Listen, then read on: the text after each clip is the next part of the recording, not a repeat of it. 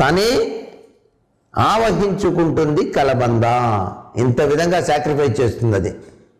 ఏమన్నా దుష్టశక్తులు వచ్చినా కూడా ప్లీజ్ కమెన్ అని చెప్పేసి ఆ దుష్టశక్తిని పట్టేస్తుంది, నరఘోషను పట్టేస్తుంది.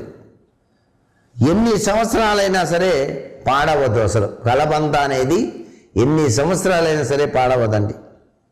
ఎండి రాలిపోదు, ఎండిపోయి రాలిపోవటం కూడా ఉండదు. ఎంత త్వరగా ఎండి పాడైతే అంత దిష్టి ఉన్నట్టుగా మాత్రం అర్థం చేసుకోవాలి. ఏమిటోనండి మా ఇంటికి కలబంద కట్టామండి ఎండిపోయిందండి అంటే మీ ఇంటికి మహాదిష్టి ఉందన్నమాట. మరలా ఇంకో కలబంద మొక్కను అక్కడ వేళ్ళు కిందకి వచ్చేట్టుగా తగిలించాలి అని చెప్పేసి గుర్తుపెట్టుకోండి. కలబంద ఇంటికి ఐశ్వర్యాన్ని ప్రసాదిస్తుంది. నరఘోష